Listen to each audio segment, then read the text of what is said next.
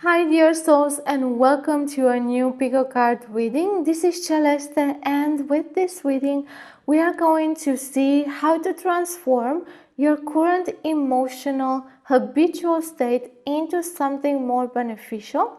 And this emotional habitual state is an emotional state that is underneath everything, underneath all of the other states that you may experience in your daily life. So for example, if your emotional underlying state, this habitual state, is of sadness, and you feel joy during the day and you feel disgust, those disgust and that joy will be over the underlying sadness. So this is a deeper layer, and it is situated usually in your subconscious, and you may know that state, you may understand it, you may feel it, but you may not be actually conscious that it is your habitual state, because it will also influence everything, all of the other states and emotions that you will feel. It will color them in another way. By transforming this deep state, you will also transform how you feel inside, how well you are connected with yourself, and how easy you are able to recognize your own emotions. So when you actually see this state, you may feel surprised or you may not, depending on how well you know yourself and your emotional state. Now, if you would like to know more about pick a card readings, I really like to explain everything and how it works, so it will bring you the benefits that you need, because these types of readings may be, of course, very useful, but may also pose issues and troubles and problems. And if you know how to handle them and approach them, then you will be able to get the benefits out of them. You will find many videos mentioned in the description box about this, and there is an entire playlist about it, and I will of course explain more with time. This is a detailed reading, so take your time with it, integrate it, understand what it means, take some notes, be ready to take some notes if you feel like it. It will help you with the integration. And if you need to know more about how pick a card reading works, like an introduction, please find in this video sections about general things to understand pick a card readings, then general things to understand my style, and also how to work with the reading again in a general way. If you are new to pick a card readings or you desire to remember how they work, then let me explain. This is an introduction, but if you desire to find out the key to clarity and how to make pick a card readings work for you, then I invite you to check out the video named The Key to Make Pick a Card Readings Work for You, link in the description box. This is a general reading with a personal touch because you get to choose between a number of piles, usually 4. I am reading for a group and for dominant energy. If you are close to the dominant frequency, then most things will resonate. If you are not, then some things will resonate. You will need to pick and choose what works for you and let all other things go. The majority of readings are timeless. This means you can find and use them at any point in your life experience. If readings are connected to a certain period of time, then that will be mentioned in the title. You can also come back to a timeless reading in a different moment of your life and choose another pile with which you resonate at that time. Do not expect this to be like a personal reading, although sometimes it may feel this way. Personal readings will help you personally, while general ones will help you generally. Try not to take things literally and to let the information sit with you for a while. The actual guidance will come from your divine self. Let the guidance arise from within. Remember that you have free will and no reading can actually bind you. If uncomfortable feelings or judgments come to the surface, or you get triggered somehow, remember that this is a general reading and I usually recommend that you let them go because they might not be about you. If they are intense and you still feel they are about you, then this is a great opportunity for you to work with them. By working with the uncomfortable issues, you grow and expand in consciousness. After you choose your pile, you can go into the description box and find the timestamps so that you can jump straight to your reading. You can choose one pile or more. Take into account that you may not find the appropriate reading for you from the first time. In this case, just try another pile. Sometimes you may not find a pile that speaks to you, and this means there may not be a message for you in that reading at that moment. Let's discuss a bit about how to get the best out of this reading. If you wish to go in depth with this topic, then you will find in the description box an entire playlist with videos about this subject, like for example, how these readings work, what's the key to clarity, how to work with them and get all of the benefits, how to choose a pile, and others. Each reading has the potential to help you, but your action will also be needed. By integrating and clearly understanding the message, you will help yourself by making the information work for you in a beneficial way. A general reading, like the collective readings and the pick a card readings, will need a different type of attention from you than a personal reading, since not all information will be for you. During the reading, my voice and my state may change often and represent the energy being exposed through the reading and not necessarily my own natural state. Sometimes my voice will express many vibrations all at once, and this may prove to be uncomfortable. Some readings may get you confused because of the liminal space I'm working from, the energy explored, and because many times the information may not be offered in a linear way.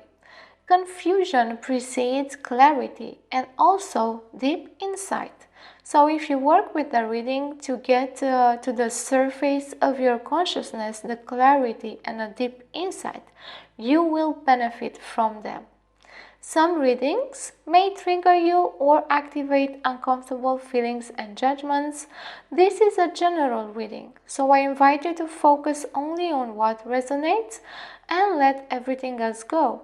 If you find that you cannot do this and the feelings are intense, then remember that this is a great opportunity for you to notice these triggers, these feelings and judgments, and work with them to understand their message.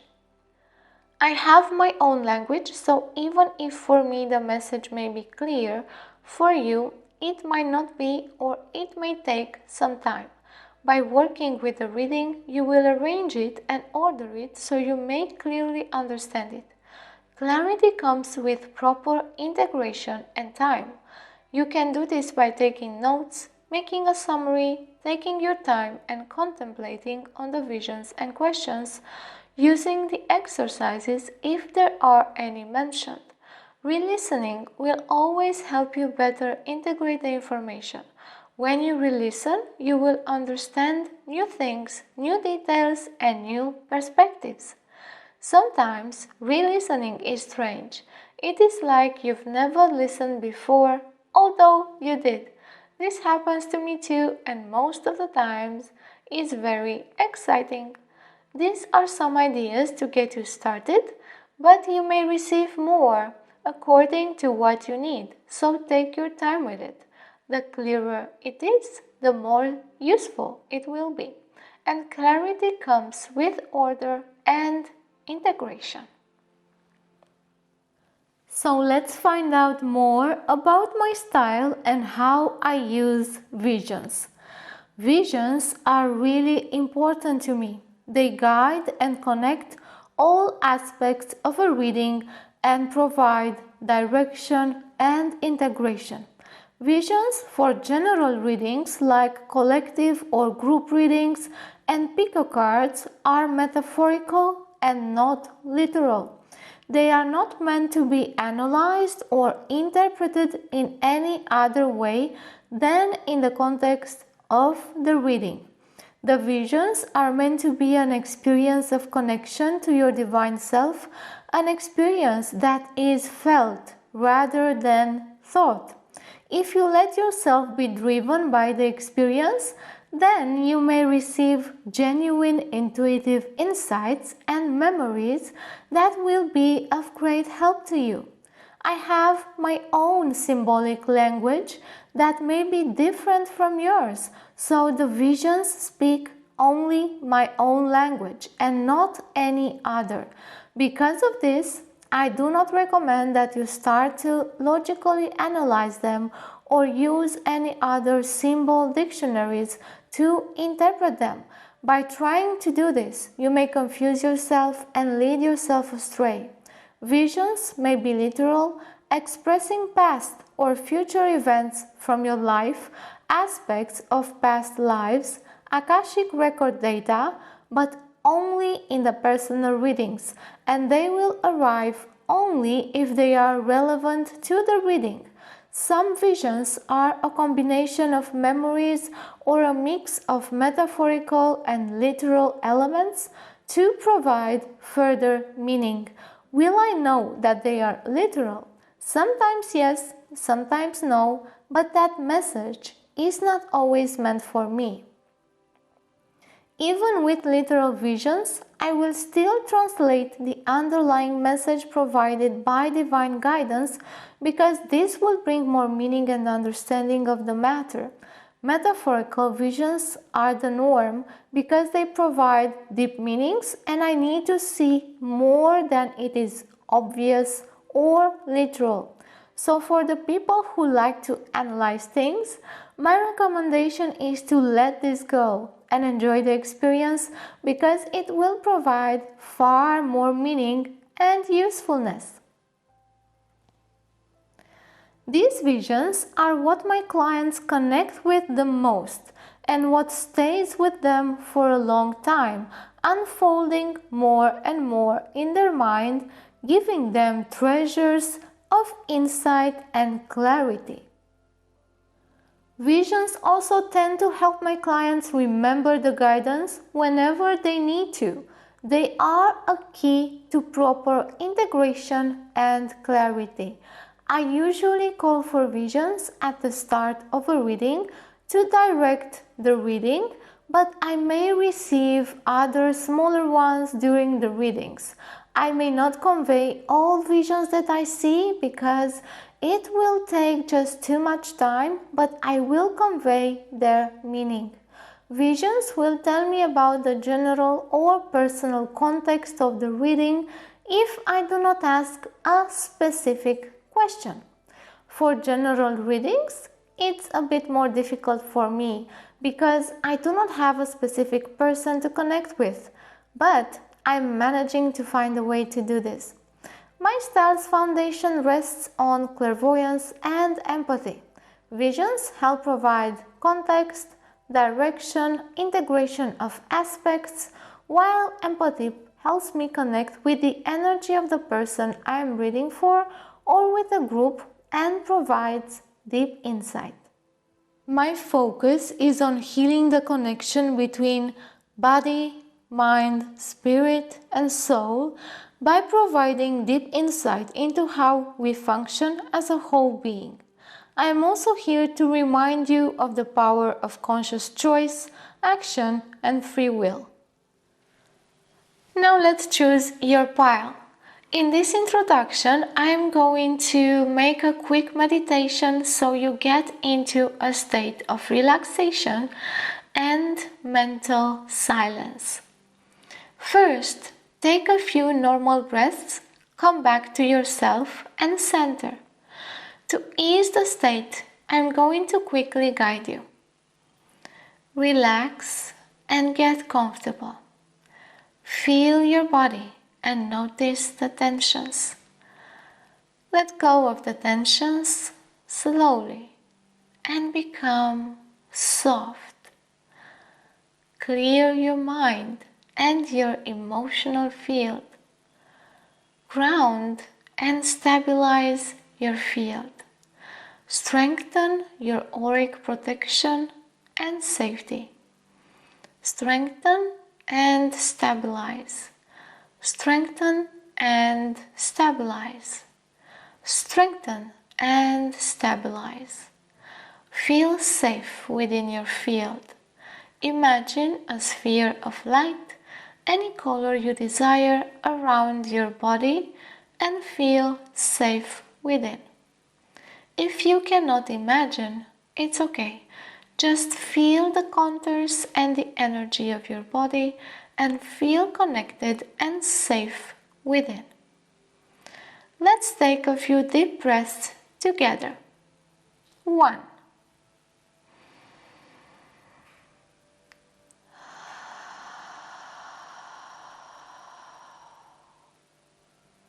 2.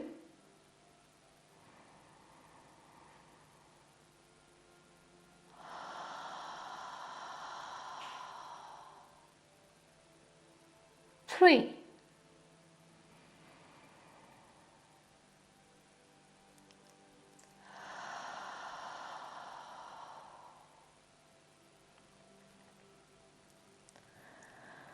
'Now open yourself to receive the reading in a way that is useful for you.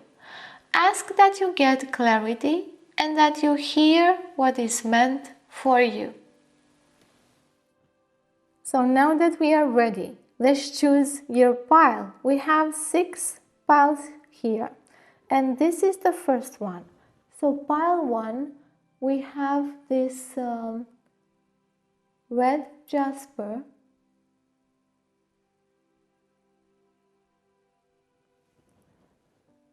Pile 2, we have this labradorite.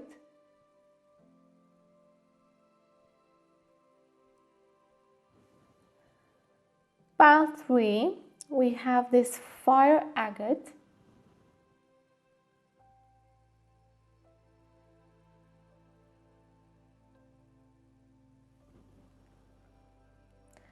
Pile 4, this clear crystal quartz.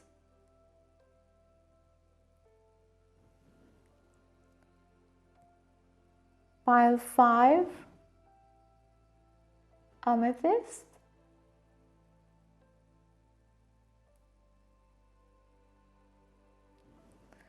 And pile 6, the lapis lazuli.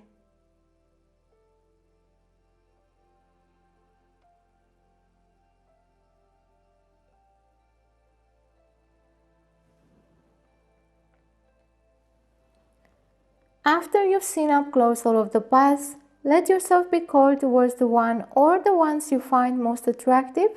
Go with the feeling and your intuition. You can use this exercise to hone your intuition. You may be attracted to one or more piles. You may be attracted to none. Please take into account that you may not find the right pile for you from the first time. In this case, just try again, choose another pile. Sometimes you may find that none of the piles have messages that speak to you, and that's okay. In this case, there may not be a message for you in this reading at this time. Now take your time and choose your pile.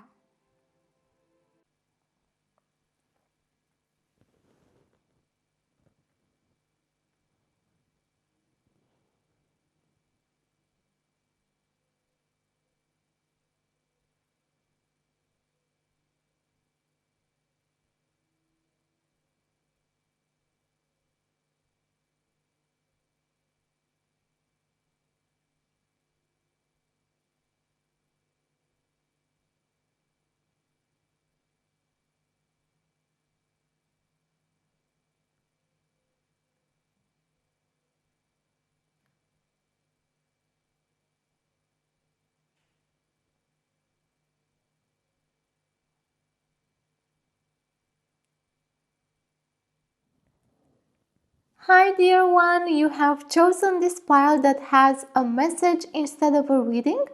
And the message says that you need to pay close attention to your feelings and thoughts because they are getting in the way of you making the right choice. Take a few moments to calm yourself and ground properly. Feel free to use a meditation for this, like the one I have on my channel or the one that you can find at the start of the Choose Your Pile section in this video. Make sure you center yourself and choose again because there is a message for you here.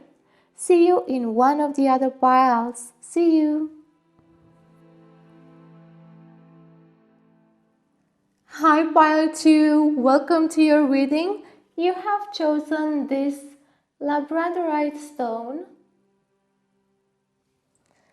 And this is your reading about how to transform your habitual emotional state into a state that's more beneficial for you. So we're going to see here with this card what is that state. And that state is a state that is underneath everything else. So you might have a lot of other states, emotions, thoughts, but this state is lurking there under everything. And usually it is not that conscious because it stays in our subconscious and it is like a vibration and it supports everything else, the different states that we exhibit or explore each day. So this is like a habitual state, but it is a continuous state under everything else. So you might feel joy, but this state is under and in your subconscious, still there. So we are going to see how to transform this using these two cards into this new state that is going to provide a new experience for you. So before I reveal these cards, I'm going to tell you all that I read about this pile through my senses and also reveal some of the visions that I am getting. The first ones are also signs for the people that desire some extra signs that they are in the right pile, but those visions will also help us in the reading. So let's start with that. First, what I see is someone writing a letter to themselves, reminders of what is their intention or plans for the coming future. They are writing this letter and they are sending this letter to themselves. So if you have done exactly that, this is your pile. If you have in your mind to do that, maybe this is a sign for you to actually do that, to set up your intentions and your plans, and maybe actually write a letter to yourself and send it. So you kind of do this in an official way. Another idea is if you have been planning some big things in your life lately, this is your pile, and again, this might be a sign for you to do just that. The other sign, someone looking into a fountain and seeing themselves in the water and being really scared. So I see this person literally moving backwards and being so startled because they see a face they do not recognize, their own face, but it is all changed because of the water. So if you have been desiring to look into yourself like in a deeper way and maybe you're scared of doing that, this is your pile. If you have been starting to do that already but you still feel like doubtful, you have so many ideas and confusion about what you are actually learning by looking into yourself, what you are actually seeing there or revealing. Again, if you are scared about seeing yourself in a really bad way, so scared of looking into your shadow, of working with your shadow, this is a sign for you that it is time, well, to have some courage and to start doing that. But at the same time, be compassionate with yourself if you're just not ready yet. Be compassionate with yourself if you don't know what exactly you are doing.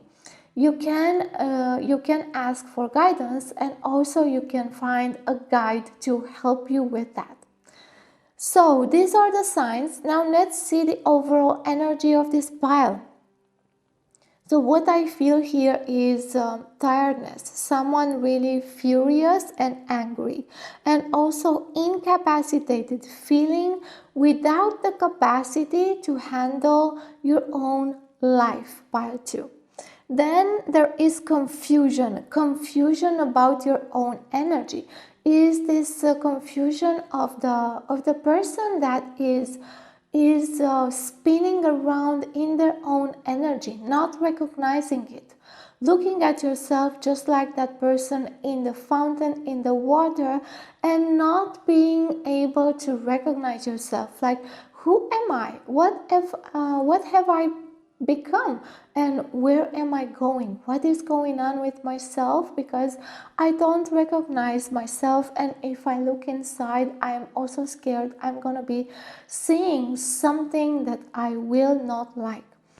Again, what I see is a muddled mix of colors, gray, really earth-like, gray and maroon, and a mix of colors that is holding all of these emotions that are really heavy in just one place, all of them mixed together, and this causes so much confusion in your own energetical field that you have no idea what is what.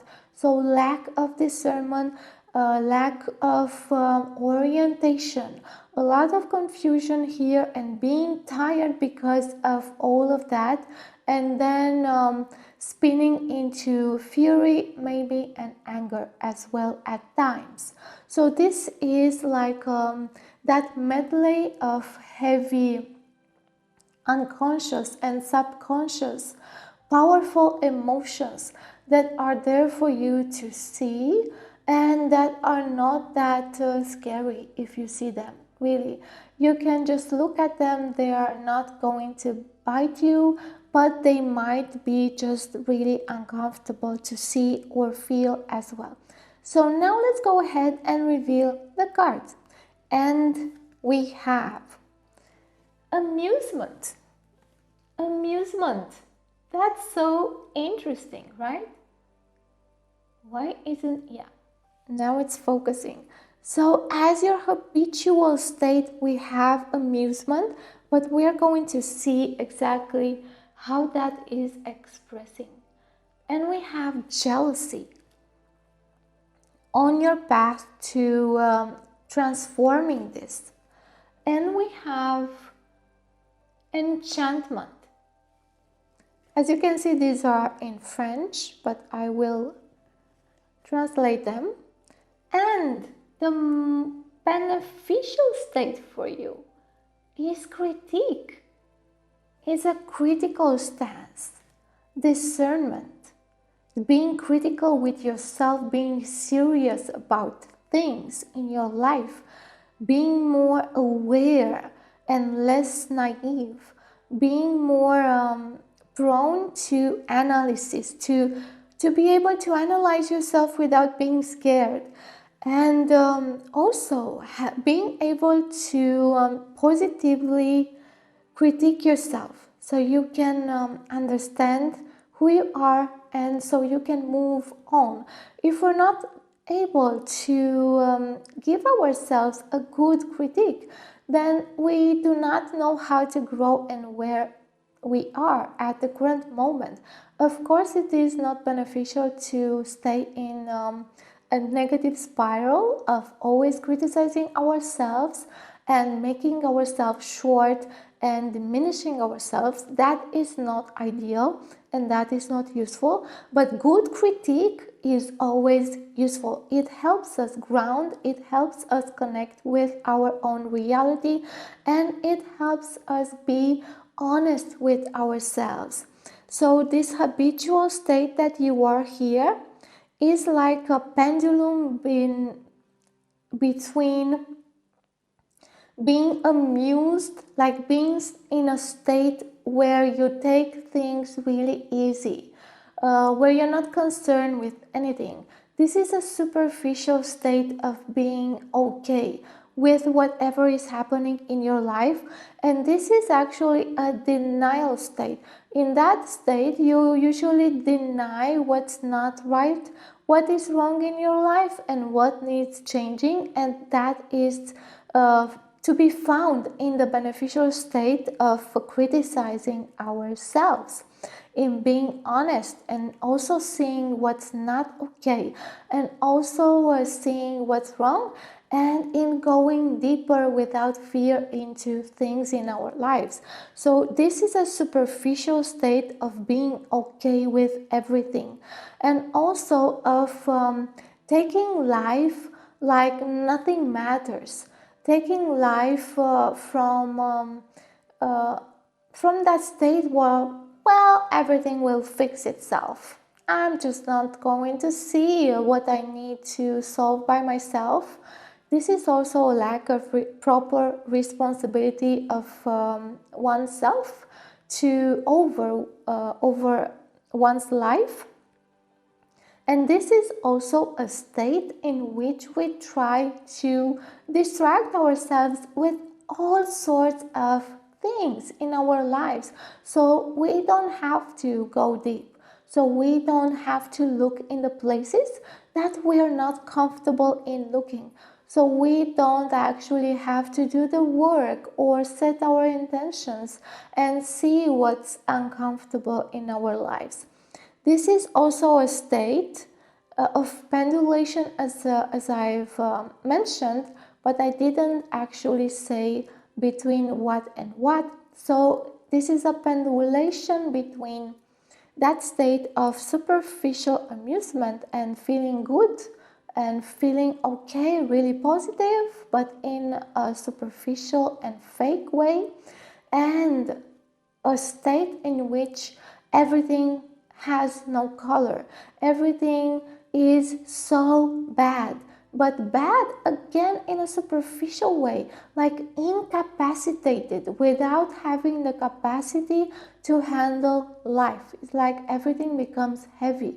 And because everything is so heavy and you don't feel you have the capacity to handle your life because you get so tired and then angry, you go into this superficial amusement state in which you pretend everything is okay, in which you just say, well, I'm just gonna be okay. I'm just gonna be okay no matter what, and nothing touches me. I am so okay, you don't even know. I am so good. And I bet there is a voice there inside your head that is perpetuating this, telling yourself again and again, you're okay. You're okay. Everything is fine. Everything is going to be fine. Everything is going to be just fine.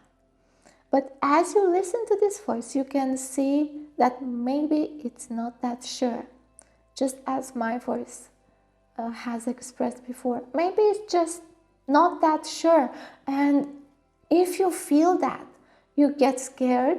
And the minute you get scared, you either go into the gray state or you pull yourself up and you say, well, we are strong.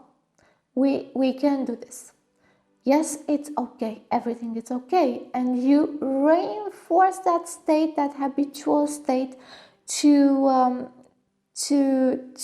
keep yourself up, to not let yourself be submerged in a way. So that is your habitual state. And if that feels uncomfortable, then of course I have touched that place, that place that gets you scared or that gets you to back off. So if you are okay with continuing and listening to this reading, you're gaining real strength and real courage to deal with that state, and you will see how to transform it. Okay, so by the way, this is not like everything about you is wrong. No, just this habitual state. This is just an aspect of you. It's not everything. So try not to make everything great right now, because this is your habitual state, by the way. If you find out something that's wrong, you might just go into the gray state and convince yourself that you're just wrong in everything. And that's just not true. And the next steps here tell us about the process that you need to go through to get to this beneficial state here. That beneficial state of being courageous enough to analyze oneself and our actions, our state, our emotions, and recognize them. Because this is why in the beginning you were not recognizing yourself. There are a lot of aspects in your energy, in this type of energy, okay? Again, do not go into the gray state. There are a lot of aspects here about this subject that are suspended there in that heavy mix of emotions that is tiring you, that is incapacitating you. And while you do not recognize them as part of you, you are not able to do anything about them. And this is why this state of being critical with yourself means to just, okay, I'm going to look into this emotional mess, and I'm going to accept it. And I'm going to say, okay, I am a mess right now. And well, that's the reality I'm living.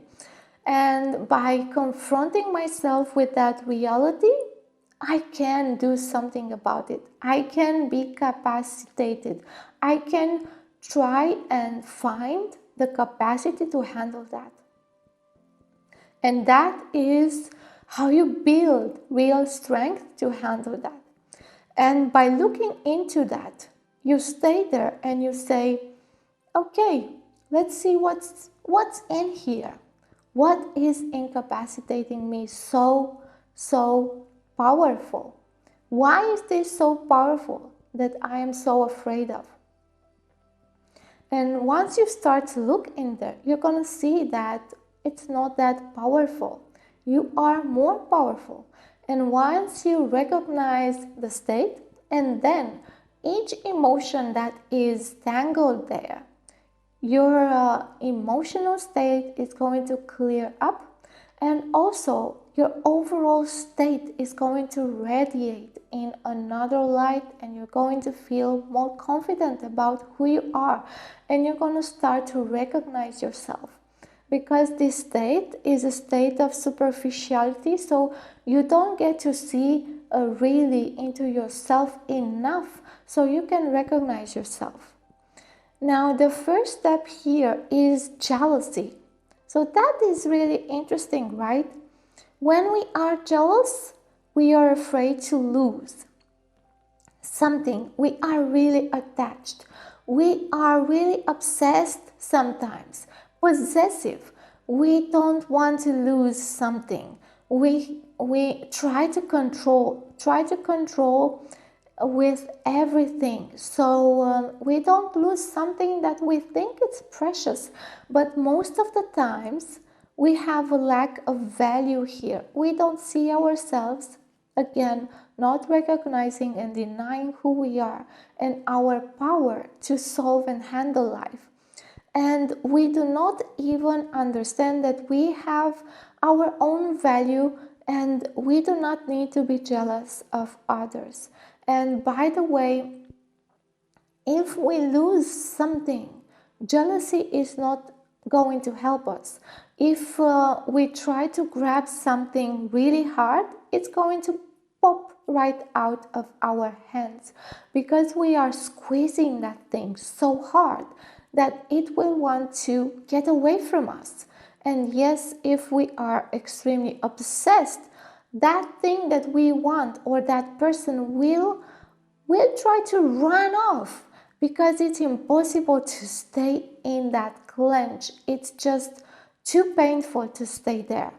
So the first step for you is to realize that by doing this, by critiquing yourself and being able to be capacitated to look in your energy and into your emotions, you're not going to lose something. You're going to gain more awareness on how to fix things in your life and how to change your current state so you're more at ease with yourself, so you get to recognize who you are, and so you get to have some peace without trying to be on top of everything, because this amusement here is also a state in which we get to try to be on top of things. Everything is fine. I'm just on top of things. I can control everything.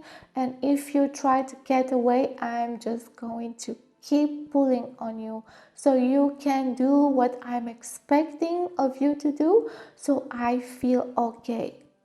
So here, if you try to pull on things or on people, your first step is to recognize this about yourself and to try to pull back into yourself by valuing yourself.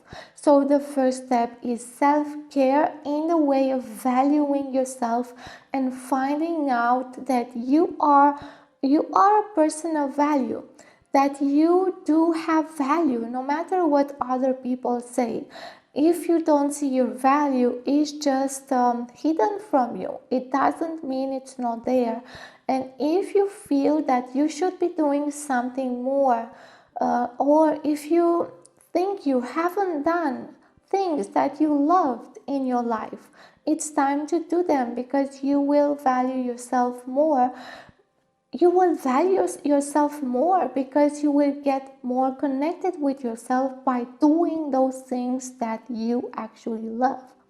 And you will feel less and less prone to pull on people and things because you feel a lack in yourself. You feel a lack of value, or you feel a lack of self.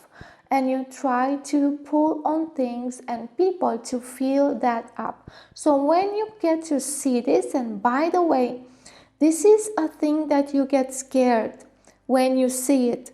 That person in the fountain saw this and they got really scared. Well, what am I going to do with this? Well, yes, you are going to do a lot with this, because you're gonna get into this state. The next step is to see that you are naive,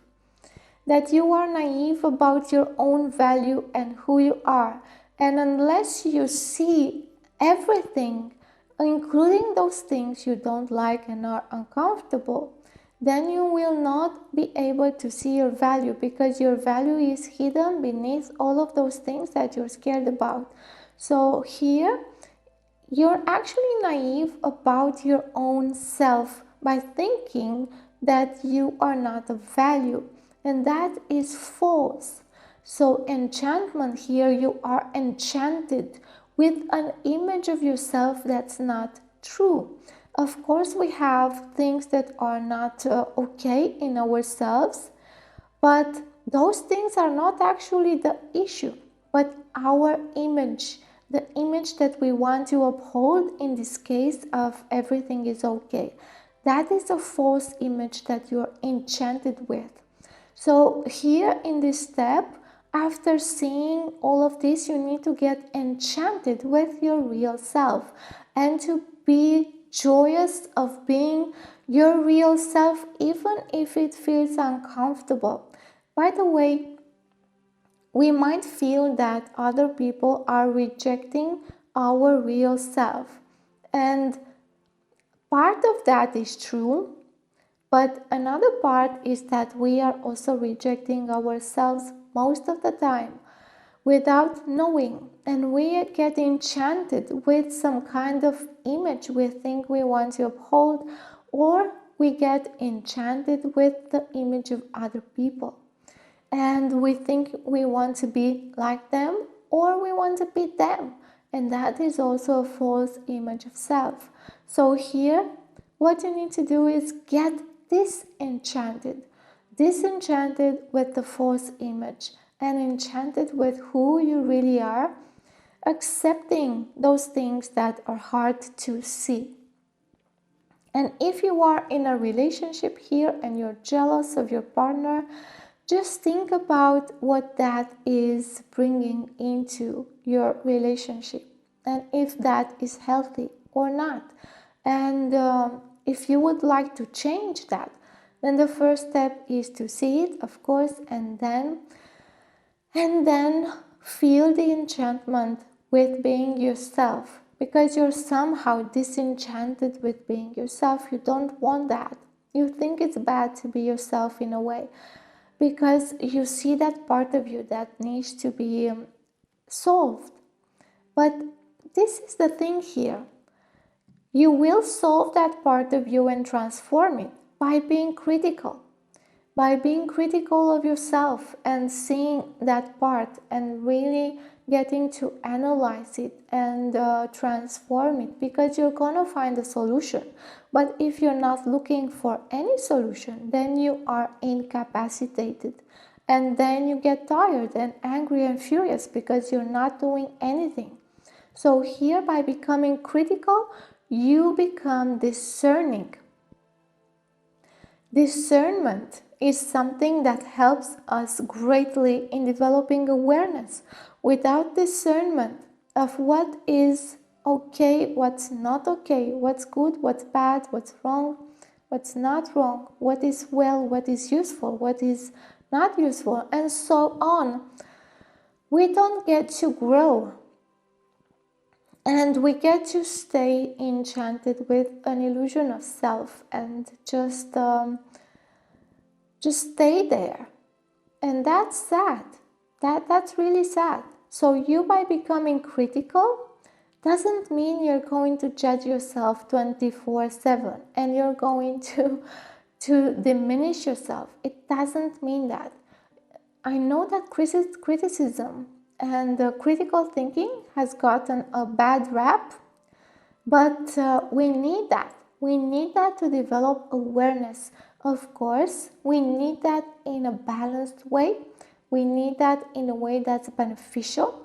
And for you here, positive critical thinking, by the way, positive. We need to have a balanced critical thinking in which we see even the uncomfortable things, in which we are courageous enough to deal with reality, with what bothers us, with what is wrong.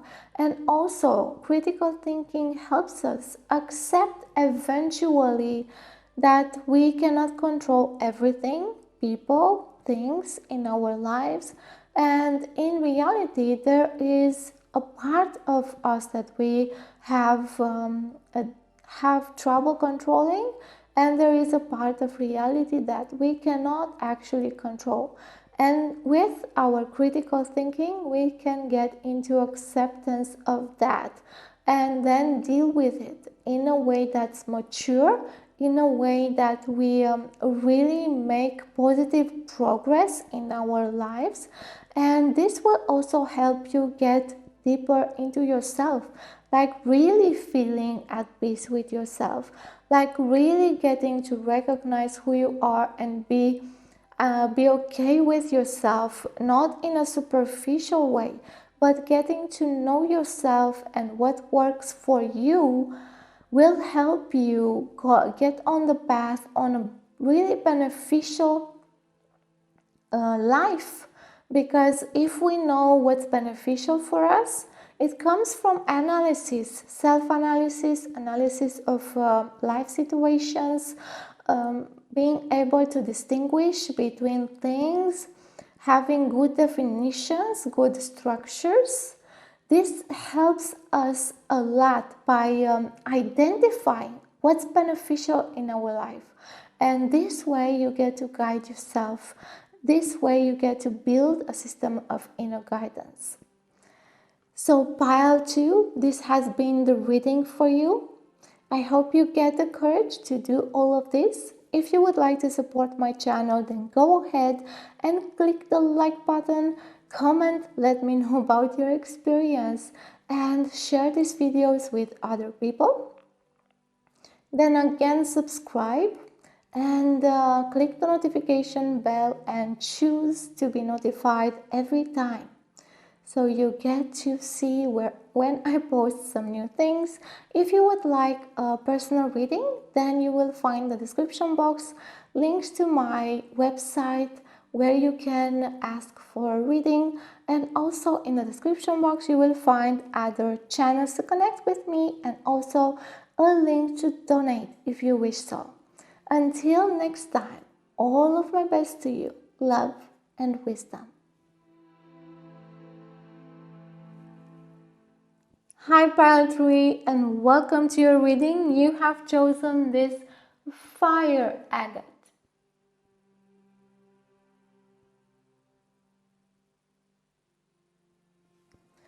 So this reading is about your emotional state and your habitual state.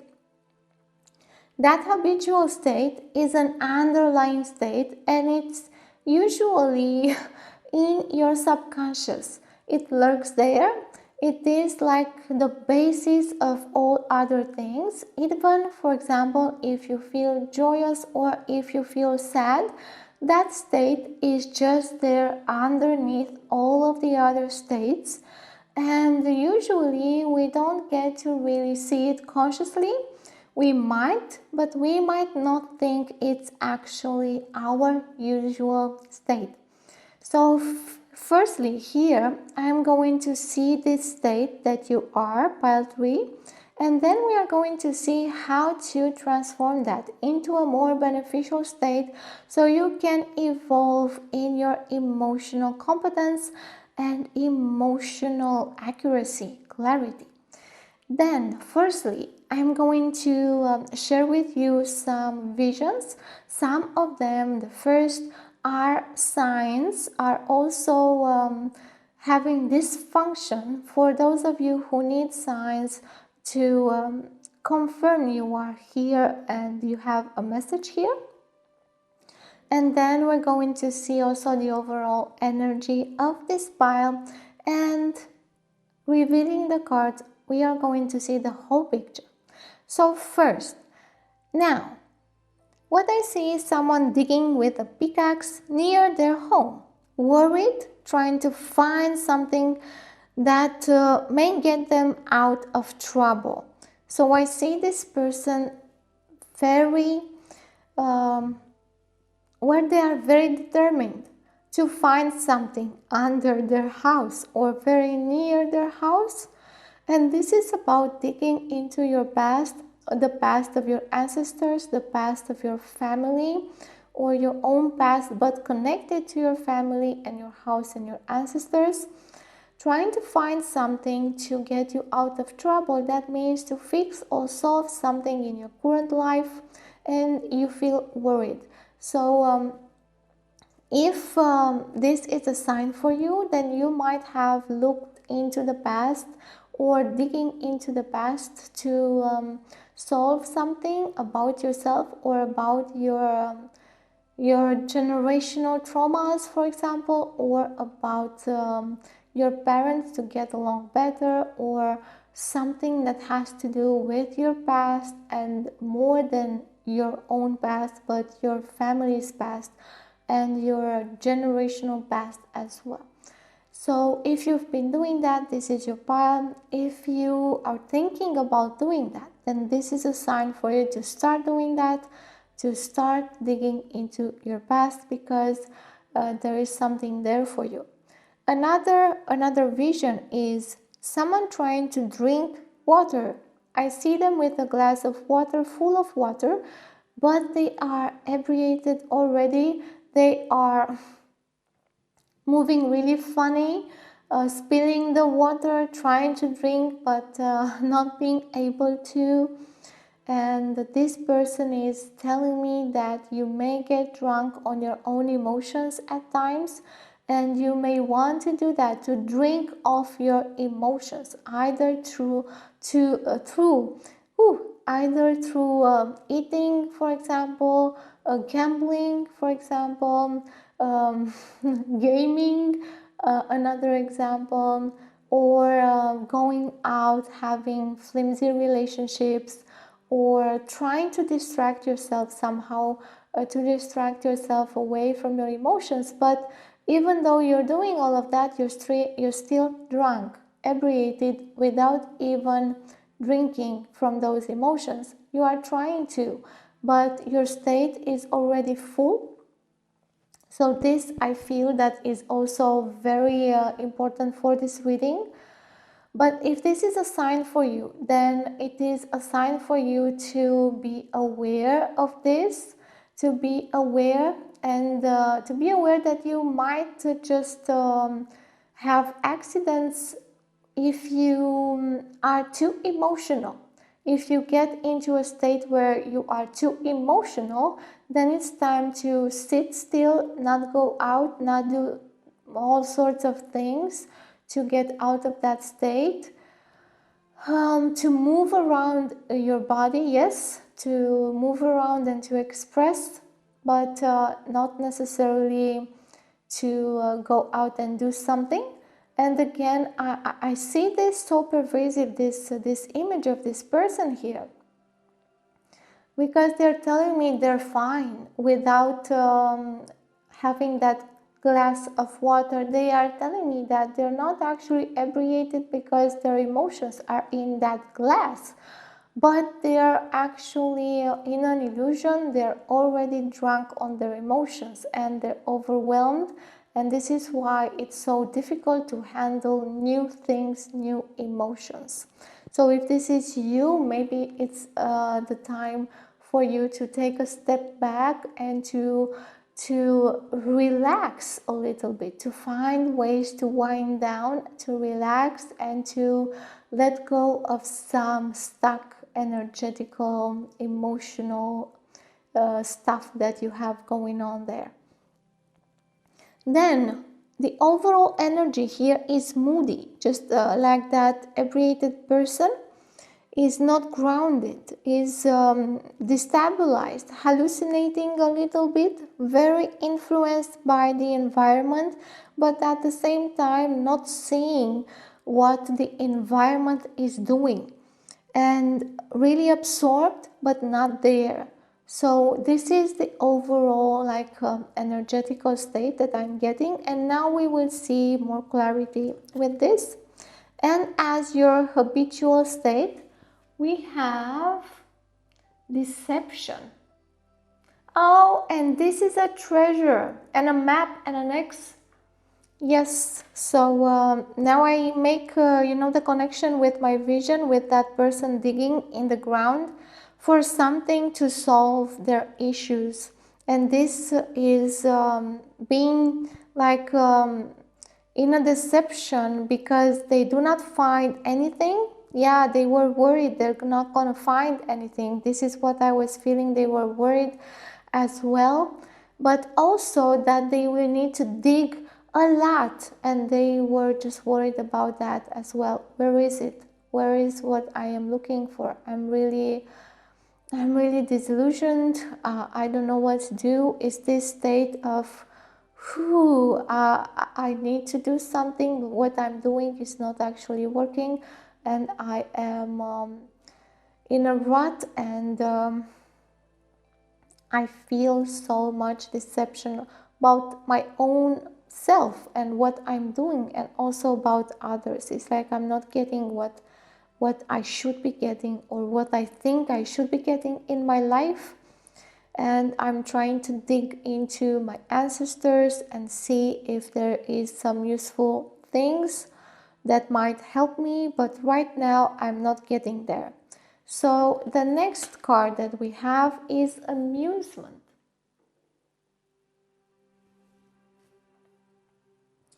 So this is your path. Then we have transformation, and then pardon.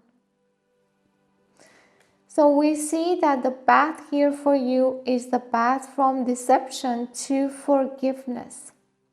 So the state that's a lot more beneficial for you here is the state of forgiveness.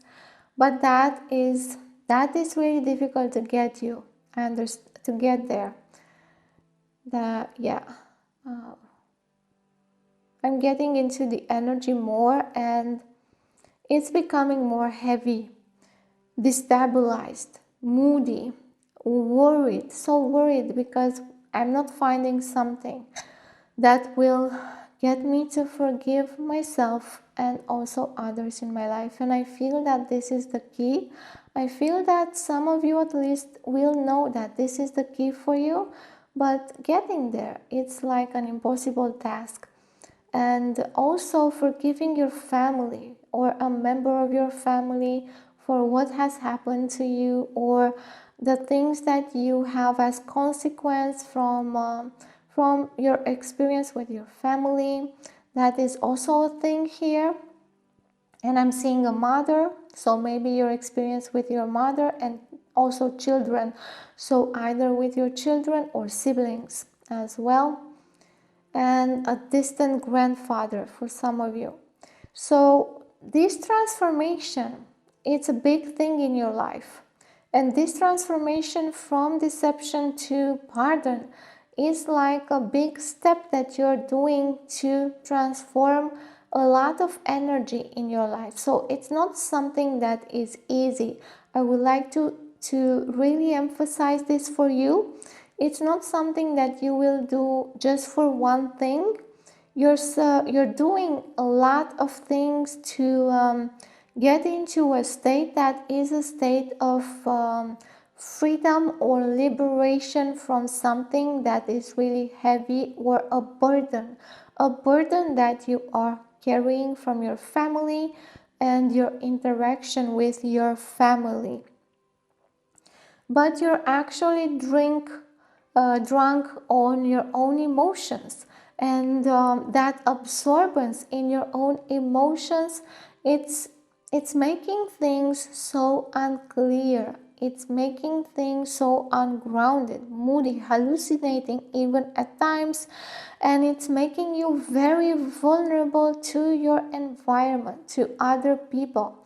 So other people may try to sway you not to dig into your past or your family's past, may try to sway you thinking it's all okay and you're gonna get over this, may try to tell you that you need to do a lot more. And in what way to do a lot more? Like in an obsessive way or in an obligation type of way, that it is maybe your obligation to fix this or to carry this. But that's nothing of truth. There's no truth there. This pardon that you try to get to, it's not really of your family. You cannot change your past. This is something here. By the way, forgiveness doesn't change your past. It only changes you. Not the family or the person you're trying to forgive, not the situation. It doesn't change anything of that. It only changes you.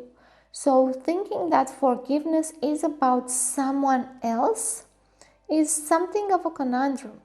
Now, someone else is involved, so we do not deny that. We do not deny that at all. But trying to fix the other person, or trying to fix the connection with the other person, or trying to find a way to forgive the other person, it's not actually helping you at all. Trying to carry the burden, it's not actually helping you. Again, so you're doing here a lot of things that are not helping you because you think they will help you, and you get disillusioned. And you get this state that affects your whole being, and that is there no matter what you are doing in your life. And it also gets you into being really vulnerable to other people and to your environment. You may get triggered really fast, moody really fast, not knowing how to stabilize your mood or your emotional self. Exploding maybe at times, not necessarily exploding like violent or trying to throw something, or really active, not necessarily active explosion. So for some of you it's going to be active explosion, for another part of you it's going to be passive explosion. So it's like implosion inside yourself, or crying, or being really uncontrollable with your instincts and your moods.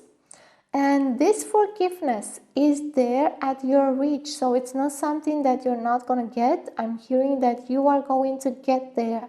But it's going to take a lot of willpower from you and a change of focus. So you actually do the things that work in this case. So the things that work in this case, we see this. You're gonna need to let the burden down and feel a bit of easiness. This amusement here is not like you're joking about your situation. It is easiness in your case. And also looking at things like from above. A superficial way of looking at things will be beneficial for you at the start of this, because you need to withdraw yourself from this deception, from this state, in order to see it and in order to change it. And by withdrawing yourself, you're not leaving that behind or forgetting about it. You're just detaching a little bit and finding easiness in how you deal with it, and also finding some joy in how you deal with it. Amusement here is also seeing things like from afar, because if we get to see our life from above, detached, like it is someone else's life, we might just laugh. We might just laugh at ourselves and say, look at me, look at this person, how sad they are. But they don't know this. They don't know they can do this. Look at this person, what it's doing. And you're gonna have compassion for yourself by laughing a little bit. You're going to realize that you don't know everything right now, but you're gonna know in the future. And by you sitting here, it's just digging in the trash a lot. Now, I'm not saying that digging in the past is not useful, because this is in your path here, but it's not the first step. First step is to get detached and laugh at the situation a little bit, to let go of the burden of working with this, of seeing this, and then work with it. Then go into the past and work with the past. Then understand how to do it, to transform all of this energy. And you're going to transform all of this energy to get to liberation and forgiveness. But for that, you need to ease up on yourself. If you are blaming yourself here about something that you've done, or something that others have done to you, or a situation, this is also a step to let go of that image of self, that you need to be flawless, or that you need to be perfect, or that you need to behave in a certain way, or that you don't this doesn't happen to me. This is what I am hearing right now. So some of you think that this doesn't happen to me. How come? How come this has happened to me? It's this amusement of life, because life puts us in so many situations for us to see ourselves from different perspectives, and to see who we are in that situation. So who are you in this situation? You are the person that is going to go on this path, or the person that's gonna dig into this in an unuseful way and be drunk on their own emotions and so influenced and vulnerable. So here with amusement, you also get out a bit from that vulnerability, and you protect yourself. So this is a really beneficial step that is really needed before you do this transformation. And this is a work that you're going to do alone, but also you can go and have help from other people, from guides, from therapists, from all sorts of people that can help you or inspire to help yourself. So this transformation is going to be a big step for you, because if you do this, if you get to understand how to do this, then you're going to do this about other things in your life, about other things about your family, about your life and situation, other things about what will happen in your life in the future. And this will be like a powerful moment in which you transform all of this energy and you liberate yourself from the burden of carrying this deception. And you're going to see the world in a totally different way after this transformation. After this step, it's like the world will be a welcoming place for you again. Maybe you'll get to trust yourself a lot more and have more confidence, and that strength of character and spirit will grow, because you will be able to tackle more things and also to understand better your emotions and how to deal with them.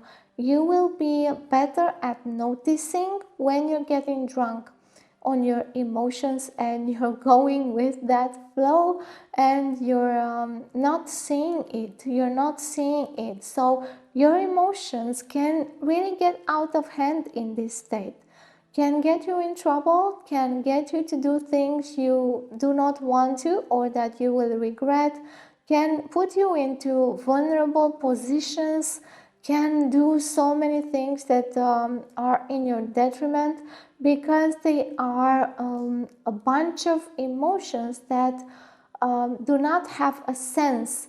They are not ordered in a way that makes sense to you, and they are chaotic, and you don't have yet the capacity to deal with them.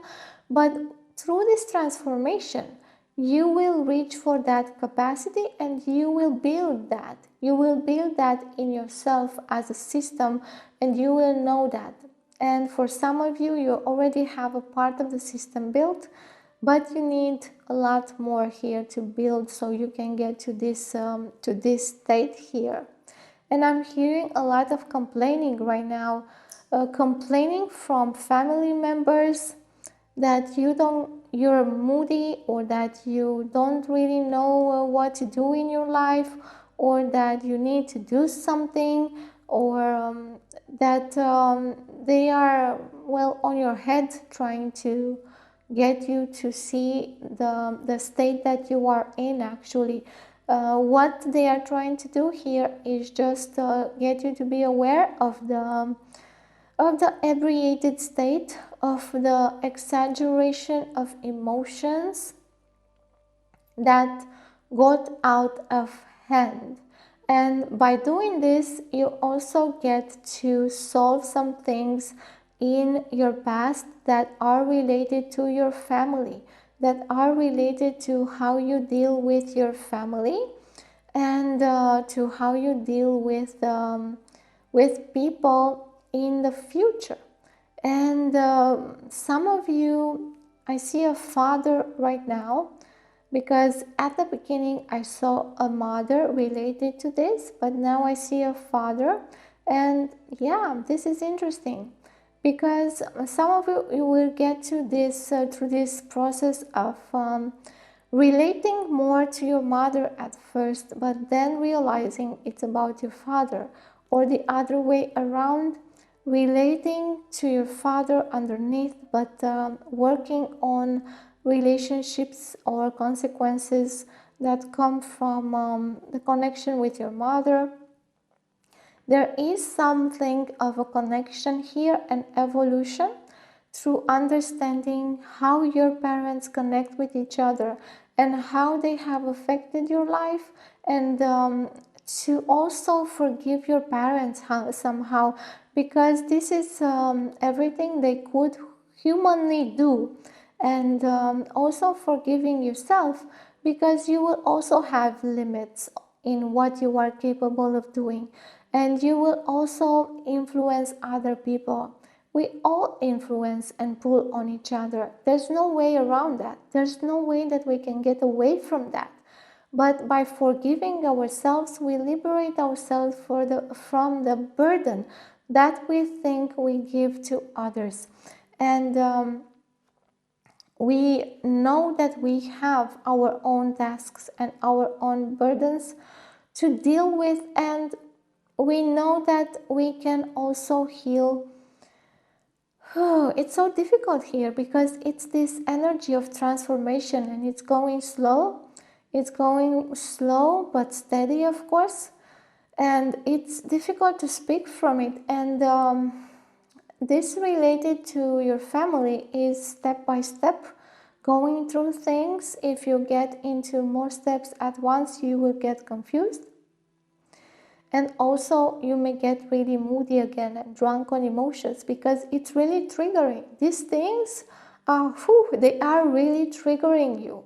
This is why the time when you work on this, it's you being vulnerable, really open. So maybe when you do this, try to protect yourself. Try to be alone in a room when you're working with this, or with a trusted person, and yeah, work with it in a protective way towards yourself, and try not to communicate about this with people you know will negatively affect you in some way, because this is a vulnerable place for you. You will need to be really kind with yourself, loving, and really take this step by step. Go with its own rhythm, and not with your own, the mental rhythm that you would like to go through. And be at ease. You're going to do this, but it's going to take some time, and that's actually a blessing, because if it would just be happening to you, you will get into shock. It's just too much. It will be too much for you to understand, to bear, to integrate. So step by step, this is going to be a blessing. So be kind and loving to yourself, and know that this is going to come around, and you are going to liberate from this by working slowly on this with people that help you, but also with yourself, by accepting the past, accepting what has happened. This is a lot of work with acceptance here, acceptance of reality, acceptance of what has been in the past, and that there are things you cannot change, but there are things that you can change right now, and you can change how you deal with this and make yourself stronger. And also you can heal some of the things from the past, from your parental line and from your family connections, and you will also heal the image you have about your parents, about your siblings or children, and really see how things are. This is about forgiveness as well. Forgiveness also brings liberation and clarity upon our being, because it is that state in which we feel at peace with what has happened, and with our capabilities, with what we can do. We no longer feel we need to control and fix everything. We accept that some things are just as they are, and we learn how to live with that in a way that is healing for us and others. So this has been the reading for you, pile 3. I hope this This energy here will help you heal, and you will find a way. Well, I know you will find a way, but this is also encouragement for you to find a way to your forgiveness and the forgiveness of others and life in general. So if you would like to support my channel, go ahead, comment, like, share the video with others, and if you would like to subscribe, then don't forget to tick the notification box so you get to be notified. You really need to choose there to be notified every time I post something new. If you would like a personal reading, then you can find the link to my website in the description box. Go ahead there and reach for me, and then you will find in the description box other channels to connect with me, and also a link to donate if you wish so. Until next time, where I hope I will find you again, my best to you, love and wisdom. Hi Pile 4, and welcome to your reading. You have chosen this clear quartz. In this reading, we are going to understand how to transform your habitual emotional state. Now, this emotional state, it is the underlying state. It lurks there in your subconscious, so you may not even know that this is the state that is there underneath everything. So, for example, we can have a state in our subconscious that is of sadness, even if we feel joy around the day.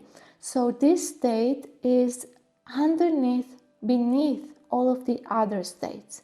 And it is like a constant vibration that directs or influences whatever you do. So even if you are joyful, you might sense that under all of that, at the back of your emotional sensibility, there is sadness. So we're going to see here what is your habitual emotional state, and then the process through which we get to a more beneficial emotional state for you. Firstly, I'm going to give you a few signs, but these visions, tiny visions, are going to also help us understand the reading.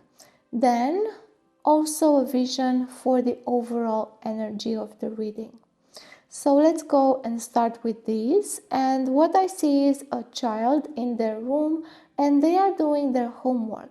They are disciplined and they are organized, and they are just doing their homework and listening to their teachers and their parents.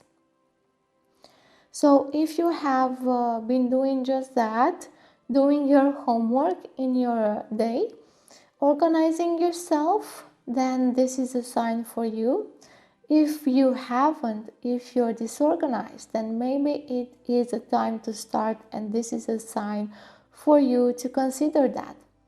The next one is what I'm seeing is someone on a path that is empty. There's just nothing but an open field and this path. And this person is in their business suit, and they are carrying a business suitcase, and they are happy. I can see that they are relieved that they are finally on their path. So if you feel that way, that you have finally found your path in your career, your business, or your life, then this is the pile for you. If you are getting prepared for that, this is also the pile for you. If it is the time to recognize that you are orienting yourself in a better way, then this is a sign for you as well. Now let's see the overall energy, and what I'm feeling here is a lot of agitation, desire to rush into things, impulsivity, and forcing. Someone really forcing things to happen and then getting impulsive if they do not, getting angry, getting agitated, then desiring to rush into things, even if they hurt, even if they are not prepared for those things. And then the other vision that I get here is a child changing all of the time into an adult child, adult and child, and they are crouching at the base of a high building looking at the bugs. Yeah, they are looking at the little bugs on the flowers there, on the plants. But what I feel from this vision is that you're diminishing yourself. You are always in between your adult self and your child self and getting distracted by the bugs, by the things that are there. Yes, they are nice, but if you stay there, that high building is not gonna do anything for you. That is kind of the building or the height tells me about your potential and also the potential in your career or in your life.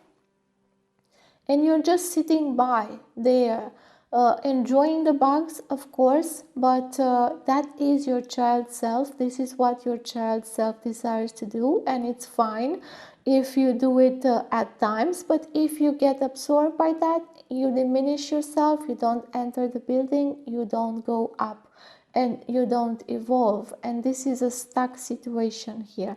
And the frustration and the agitation that I feel here is about this going in between the adult and the child. I mean, going in between all of that might be frustrating. You know, you want to do something and then your child steps in, takes control of your desires, and you just find yourself looking at the box all day. And then you wonder why you haven't completed whatever you wanted to complete. So this is the overall energy here that we are working with throughout this reading. Now let's see the cards as well. So this is your habitual state. And we have tension and hostility. So that forcing that I felt at the beginning and the agitation. Then on your path we have passion,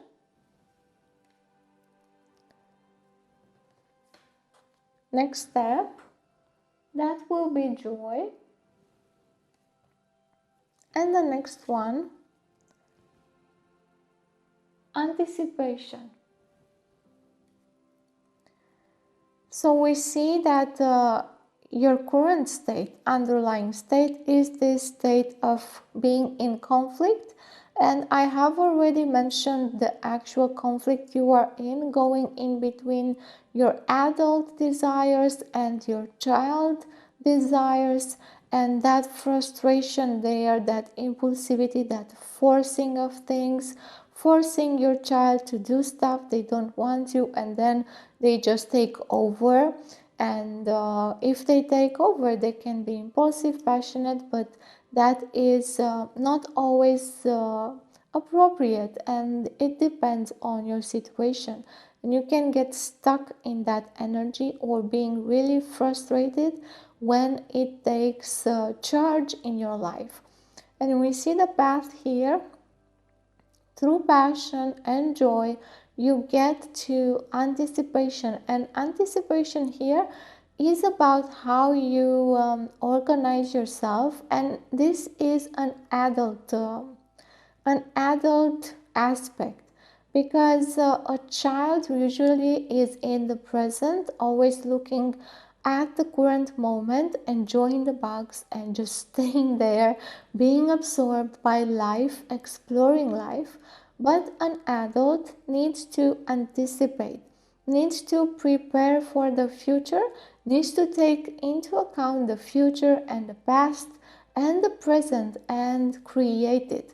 So this is you getting into your mature self in a stable way, in a way in which you know what to do when the child wants to take over, when the child rebels, but you also know what to do to please your child.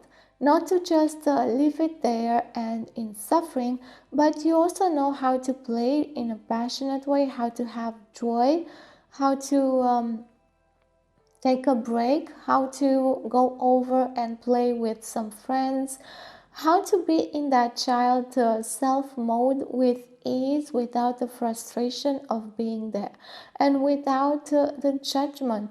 Oh, I'm just playing now. This is not adult stuff. Yeah, it's not, but we're not just adults, we have many aspects within ourselves that need care, that need love, and that need our attention daily. So your child aspect here desires to play, and when you don't do that, when you do not um, when you do not agree with that, of course you cannot agree all of the time, but if you don't eventually give time for pleasure, for joy, for your hobbies, for just feeling passionate about life and doing whatever, just sitting and looking at the box, if you don't do that in a satisfying way, then your child will get to be very angry, and you will get to build up on that anger and force until it bursts out and takes charge, and until you are in a war inside of yourself. Well, do I want to go there or not? Is my child acting in a way that's beneficial right now or not?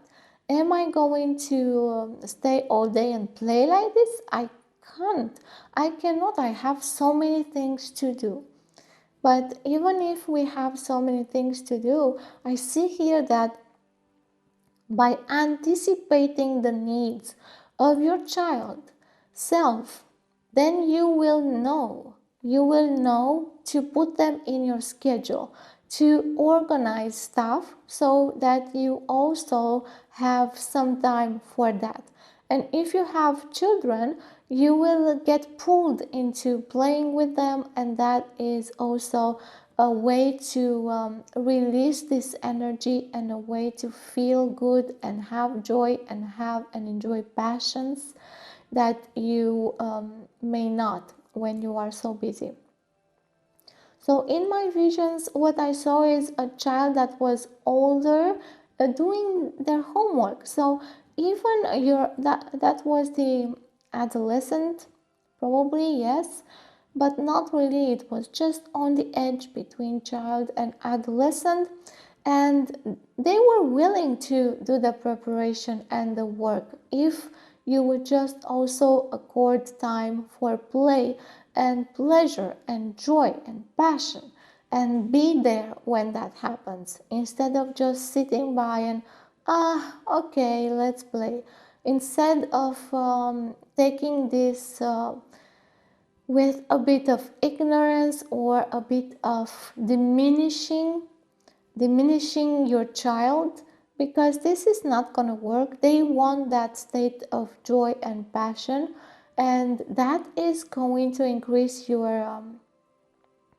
energy, that is going to increase your awareness on your life, in your life, your presence in your body, and that is going to overall be very beneficial for your health. So your child is not just pushing you and dragging you into something that is not useful. So give them some credit. Give them some credit. They do not want to hurt you. They just want you to enjoy life. And by enjoying life, you realize that you can put that in your schedule and organize yourself so that you don't get into these moments of conflict and hostility. I mean, this conflict can be so bad that you feel like you're fighting internally with somebody that is your enemy. And your inner child is not your enemy. Your child aspect is not your enemy. It does not want to be your enemy. It wants to be your friend. And it only wants to play and just enjoy life. And we see that this is your path here, from being so tense, from being so conflictual, for not allowing yourself that much freedom when it comes to joy and passion. By letting this and accepting this, and also anticipating the needs of your inner child, of your adolescent, and so on, preparing for those moments, putting them in your schedule, then you're going to feel more at ease. And this conflict is going to be healed. It's no longer going to be there. This tension that you feel with one interest or the other, the interests of your child and the interests of your adult self, this is not going to be there in such a way. And your inner child is also going to be more content and joyous, and because of that, is you overall, you're going to feel a lot better. And it's going to also help you in your business, because you're going to be more creative and you're going to have more energy for your work. So instead of sitting in this hostility, always wondering what to do there, be okay with doing this, with going on that path, on your career path or life path, with all of your aspects in harmony. So inviting your inner child and your inner adolescent to go with you, on that path, instead of you being alone there. And your life will be a lot different and better for that, since you're going to have support as well. You're going to feel that you have support in your body, that you have more stability in your mind, and that all of your energy is focused and directed into a beneficial direction, that everyone, all the aspects of yourself are on the same path, on the same vibration and direction, and they are all working together in harmony. And that is such a joy, to feel, because you suddenly don't feel alone. If you felt lonely, you suddenly feel more confident, because your child self and your adolescent self, they are cheering you on, they are trusting you, and they are also more confident that you will help them, and that you will give them what they need, and that you will take care of them, and that you will do whatever it takes to protect them, and so on. You will have such an ordered house, and what I mean by that is yourself. This house that I'm speaking is yourself, with all of your aspects, and you're gonna have an ordered house. And this means a clearer mind and emotional field, wider focus, so you can see more in your focus, a wider perspective, so you can understand more of what's happening in your life, and also a wider point of view, like a higher point of view. And this is anticipation, all of the aspects that I've said here, the wider perspective, the wider point of view, the higher aspect of your sight. This will improve your anticipation, and you will start to organize, and you will not just leave things in a disorganized way, because this conflict here is prone to destabilize you, and so you don't get that ordered, since that aspect of your child is wanting to go that way, and that aspect of your inner teenager is wanting to go the other way. And so there's no organization there if the other aspects don't work in the same direction. If they want the house to be ordered in a different way, or they just don't make any order or any effort to keep an order, then everything is going to be chaotic inside, and there's a lot of tension there. So after the step in which you recognize all of this tension and hostility inside yourself, and you recognize what exactly is happening, and by the way, this tension and hostility can be expressed in your life in different ways, like having this tense state in your body, in contracted muscles and sore muscles, like not being able to communicate with other people, being impulsive, trying to force things in your life to have success, trying to be too serious about things, trying to be too rigid about things, and forgetting about joy. Then the first step is passion. This means instead of being in that state of tension, get in a state where you get ignited with passion about what exactly are you doing. And this seems like a wide berth, this seems like it's so difficult. If I'm so tense and so conflictual and hostile, how am I getting into passion? How do I get there? But the thing is a really tiny step. This is a really tiny step, because here the energy that you feel as hostile, that energy, the agitation that you gather up, that can be very easily directed into something that you're passionate about. That anger, that forcefulness, you can direct that into passion.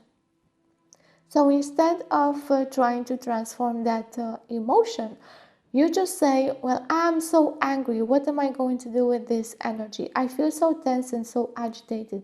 Let's do something that I'm passionate about. And you will see that energy will discharge. It will start to discharge. And you can do sports, by the way. I see people playing in the woods with their children, and I also see like a punching bag. For some of you, you can try that, to punch something, to direct the energy of the anger away from your body into something else. So you can do sports for that, but later on you will see that this will change. Like what you're doing to express that emotion will change, and you will no longer feel it as hostility if you try to put all of your aspects in harmony, to work together like the child and the teenager. Then the next step is to accept joy. So for example, this is just an example. I'm going to take the punching bag and use this for this explanation. So if you go to release your energy into a punching bag, and you feel passionate for doing that, because you will feel passionate about it. You will feel so good to punch that you will feel the passion to punch that immediately, and more, and you will start to feel, after a time, a period of time, you will start to feel a lot of joy. And this joy comes from releasing that energy that was stuck in your body and in your mind, in your emotional field. You will feel joy. And by the way, this can become addictive, so be careful with that, because this is a way to start, but not necessarily a way to finish your self-care or your healing here. It's just a way to move forward and help on the way. So when you get to the joy part, you will feel that release of tension and hostility. And after you feel that, then you can anticipate. Because if you start to say, well, I'm going to get organized right now, right here, I'm going to talk with my child self, with my teenager, and I'm going to put things right. That is also hostility, tension, and force. That is not necessarily what you need to do here. It's not the right state to go to directly from hostility to anticipation. You need to go through these two steps here to be able to create a propitious state, more welcoming state, a more clear mind state for you to know what you need to anticipate and organize, because otherwise you're going to start forcing your inner child to do the stuff, and that's not going to change much. You're just going to do what you're doing now, but with a little more awareness, and that is not what it's needed here. Take that awareness, but be aware that the hostility needs to change first before you can organize and anticipate some things in your life, before you can do the preparations. Because these preparations need to be done from a state in which you are relieved of tension and hostility, and you do not force yourself or your other aspects. You are aware that what you are doing is enough, and that whatever you will be doing is going to be okay, that you don't have to do so much, and that you need to also take into account the joy and the rest periods and the play periods and so on. So this is an important path for you, and it is a bit of a subtle path, because the hardest thing to do is this: going from tension to passion. Going from tension to passion, going from passion to joy is not that difficult, and going from joy to anticipation, the same. It will not be that difficult, but here, because we have such an unstable state of hostility, anger, then this is the most difficult step for you. And this forcing and impulsivity and agitation, it's going to take some change of perspective here for you to understand how to use that energy in a passionate way. Right now, I've given that example, which is a really good example for you to understand how to release that energy, but you can find other types of things to do, but they need to be effective as that. They need to have the release effect and the joy effect.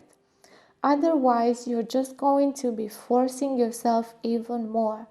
This is why it's so difficult. It's subtle here, because you maybe just again organize from this state and say, I'm gonna go and do something, a hobby. And if you go again from that hostility state, you're gonna be hostile to whatever you're doing.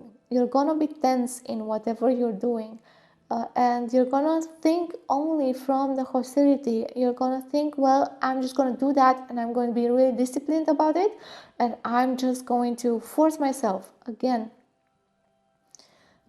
this is the trick here, to find a moment in which you do organize and say, I'm going to do that, but without that incredible tension. And it doesn't mean that it will change or disappear, but what I'm trying to help you understand here is that be okay with it just for a while. You don't have to be okay with it every single moment, but be okay with it when you go to towards this passion, when you go towards your hobby or that activity. Just be okay that you're hostile and that you're forceful, instead of fighting with that again. So this has been the reading for you, pile 4. If you would like to support my channel, then go ahead and like the video, go ahead and comment and let me know about your experience, and also share this with your friends and on social media. If you would like to subscribe, don't forget to choose to be notified. You need to click that notification bell and choose to be notified every single time I post. And then if you would like a personal reading, then you will find in the description box the link to my channel to ask for a reading.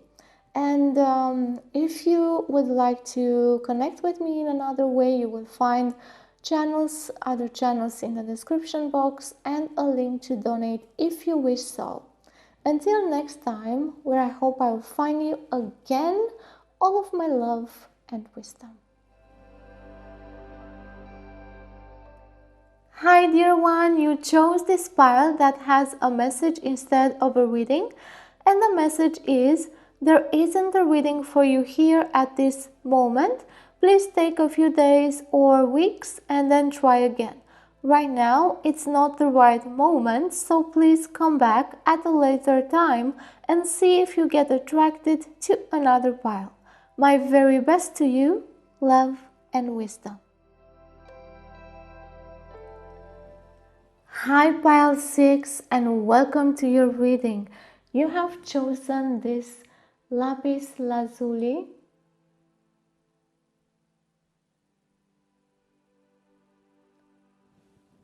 and we are going to see with this reading how to transform your habitual emotional state into something that is more beneficial. And here we are going to see this habitual emotional state, then the path to transform it into this more beneficial state here. And this habitual state is a state that is underneath everything else in your experience. So, for example, you may have a habitual state of sadness that is underneath everything that you're feeling every day, like joy or happiness. Everything is kind of shadowed by this state. And this state is hidden in your subconscious. So at times you may be aware of that or not even having a clue about it. So we're going to see what is that state there and how it will evolve into a more beneficial state.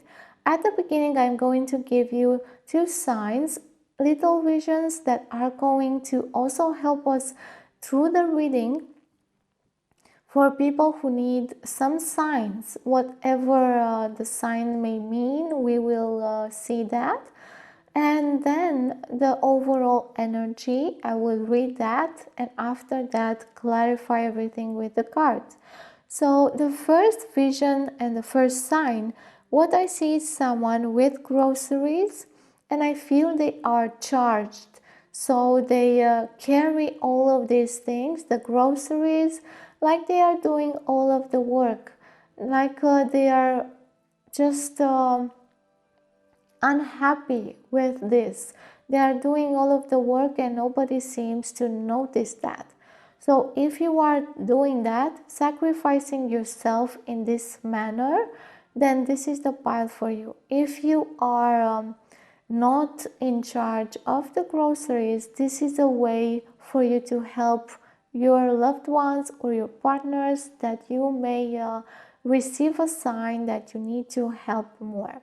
If this is another sign for some of you, then this is for you to get some rest and for you to have some more awareness on what you are doing and when, because you're doing some things that are not useful.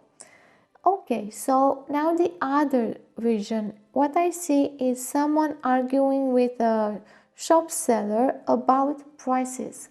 So they are wanting to get the seller to drop the price. They think it's not just, that it's not appropriate, that price, and they want the seller to adjust it for them. But the seller is not giving up. They are not going to do that. So there is such an argument there that is really hot, because it's evolving into a dispute in a public space. So if you are in fear about your finances, for example, if you don't know how to manage your finances, if you are the only one who is supporting your family, if you are the one who needs to take care of everything, then this is the pile for you as well. And this is a sign for you to understand where you can negotiate and when and where you cannot, and to have more value for yourself in being more efficient instead of asking so much from other people. And I think you're asking because you do so much and you have this idea that other people need to do the same as you. So this is another sign for you to back off a little bit, also from the things that you do generally. So we also see from these small visions that the overall energy here is a sleepiness energy, is a difficult, heavy energy, and I feel lack of nourishment and sacrifice of self. Sacrifice of self in that way, like a saint. I'm going to do everything, or I'm going to take care of things. I can do it, I can do it, I can do it. It's more like a hero stance in which you try to be the hero for everyone, but people no longer notice after a while, and it all becomes such a nuisance. It all becomes like you have no value, although you're putting out so much value into the world and you're helping so much. And the overall energy vision, what I see is someone gathering seashells on the beach and tossing them back into the sea. So what I feel here, that this is someone that doesn't even accept receiving what it finds on the road, what it is natural for them to find. It's like, yeah, the sea is giving us seashells, I should pay it back. So you are going to toss it back into the sea.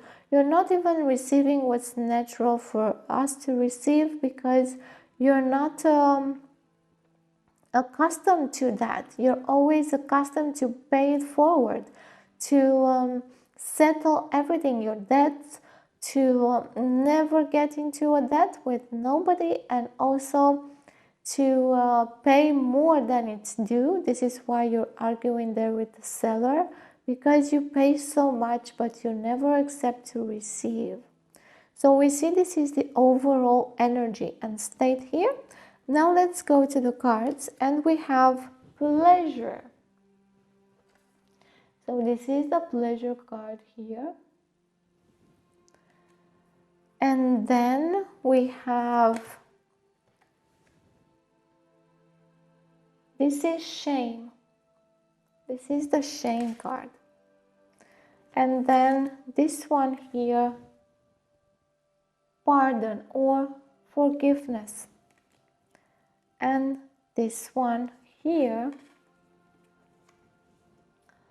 confidence. So this is the path for you, from pleasing everyone, for being a people pleaser, to having more confidence in oneself, in who you are, in your own value. There is this idea here that if you give more, then you are going to receive more. But if you give from lack, only lack is going to be reflected back to you. So we need to give from plenty so we can get plenty back. Right now, what you're doing is trying to receive, but by giving to others everything that you have, even more. And when you get over the board, over the limit, you try to give even more, so you waste every resource you have to please others, and also to reject your sexual self. This is also about sexuality here, and shame about your desires. Shame about what you desire in life, to be pleased, to be satisfied, either in your sexual life, either in life in general, like what you need so you can have satisfaction in your life. You are shameful about that. You consider that this pleasure is not meant for you. It is shameful.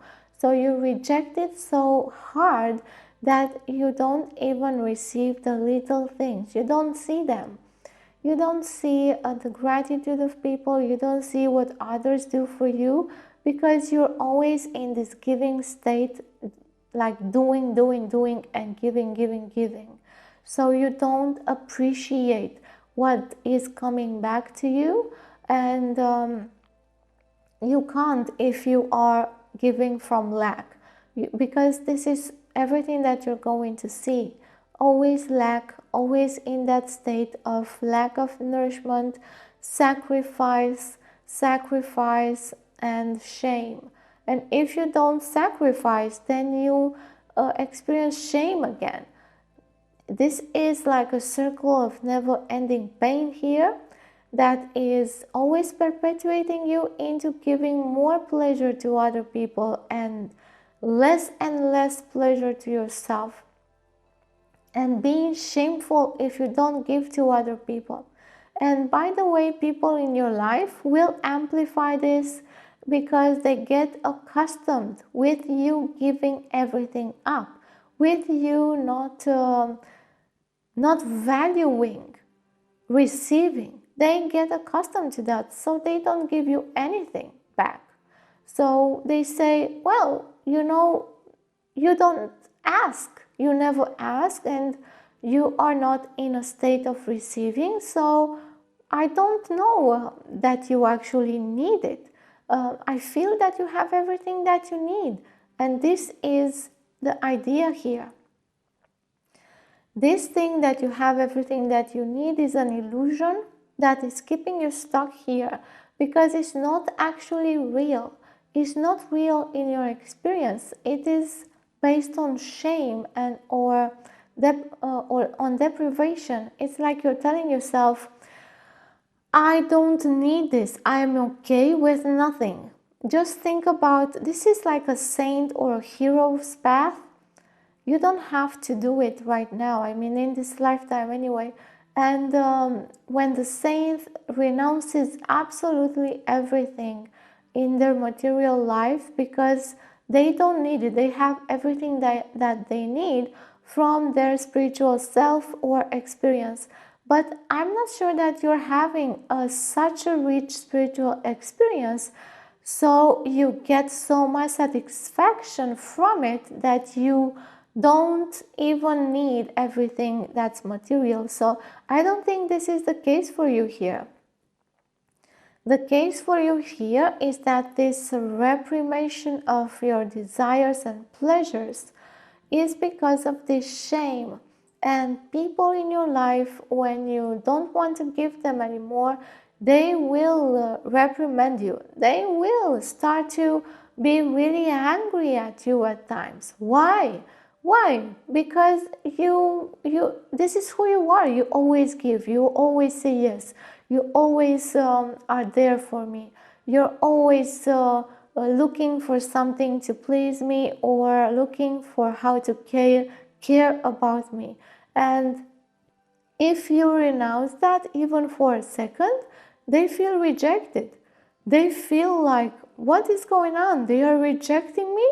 They are not caring for me, they are not loving me anymore, because they are accustomed with your love being expressed in this way of sacrifice.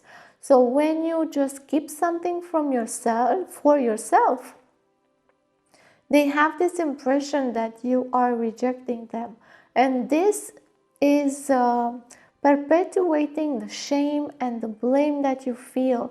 Or what am I doing here? Am I not loving them? Are they not worth this? Do they not deserve my love and my sacrifice?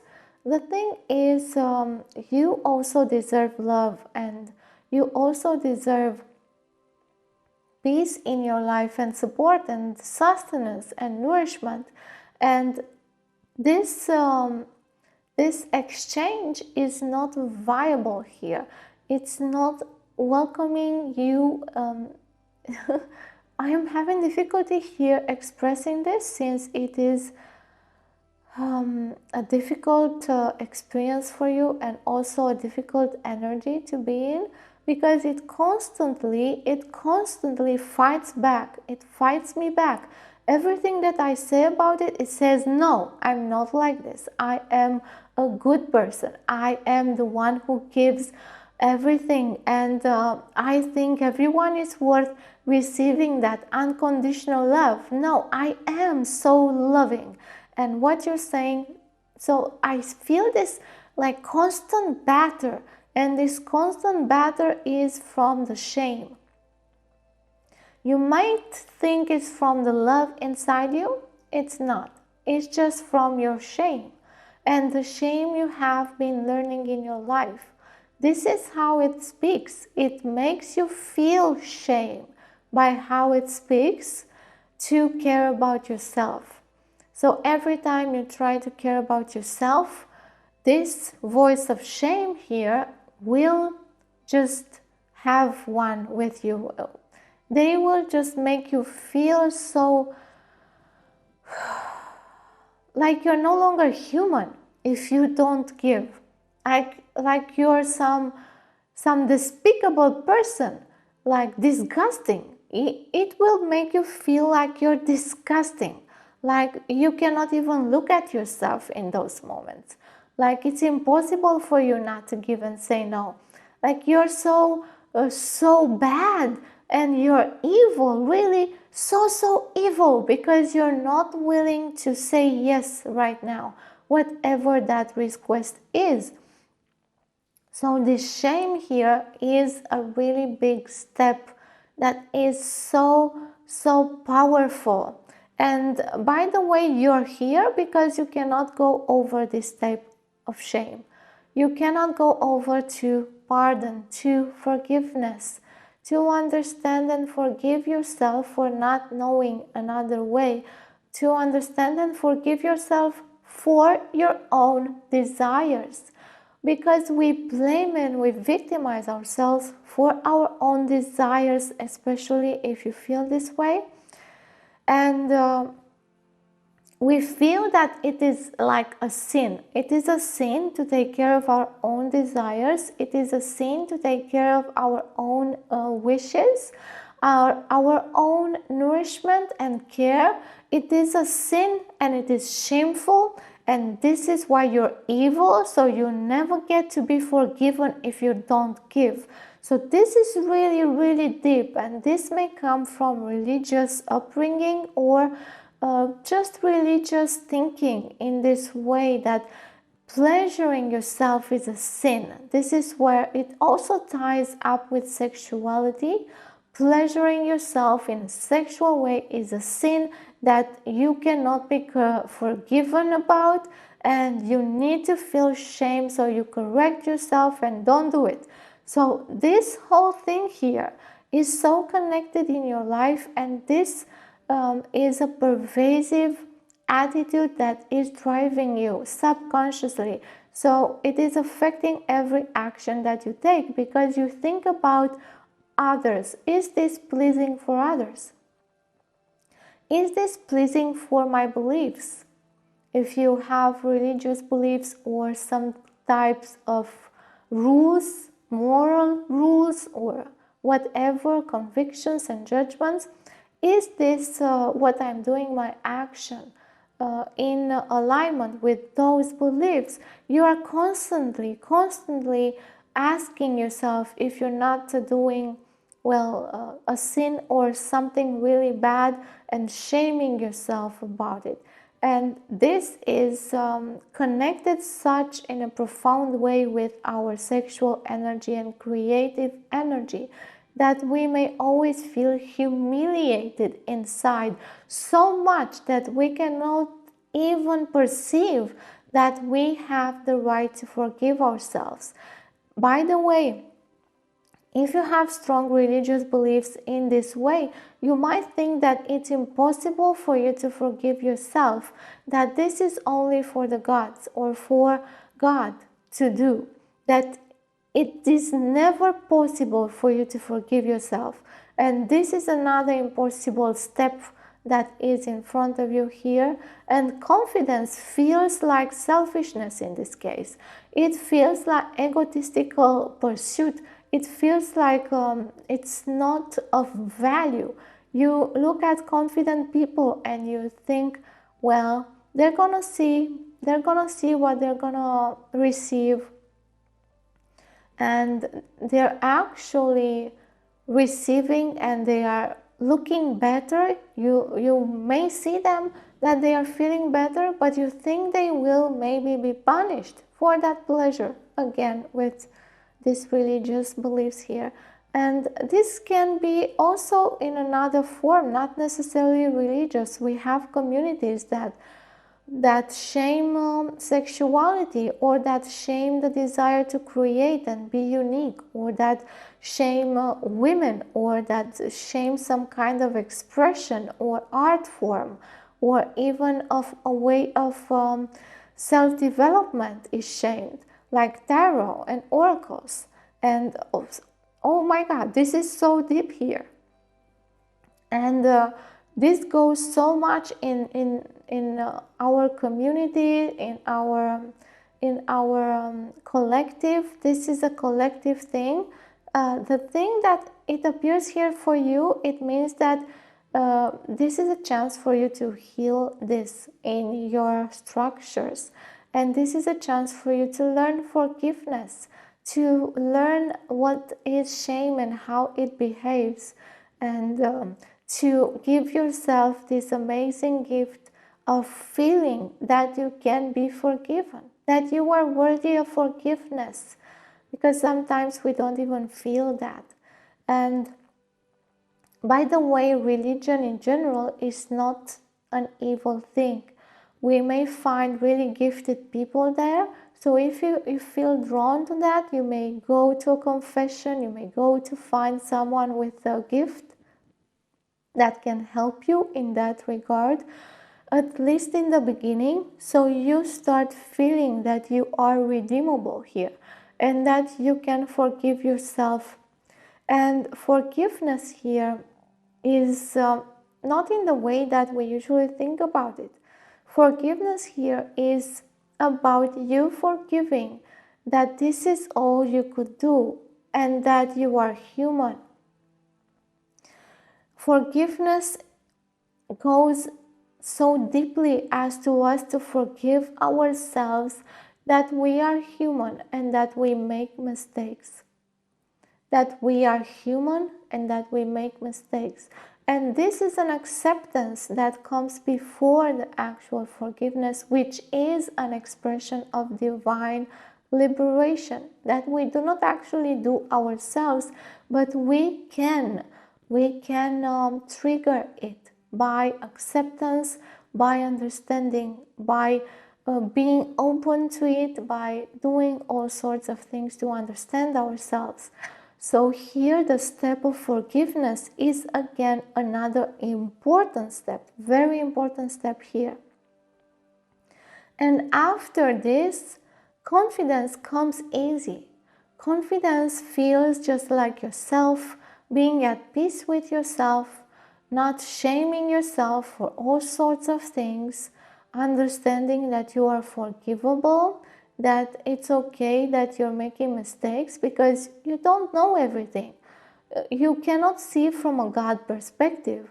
So it's just understandable that you're going to make mistakes, and forgiving our human nature, the fact that we're not 100% divine, that takes time and takes so much love and acceptance towards the self. That takes enormous amount of love of self. That is not, by the way, selfishness. That is not selfishness in a bad way. That is not being egotistical and rejecting everyone else and whatever they need.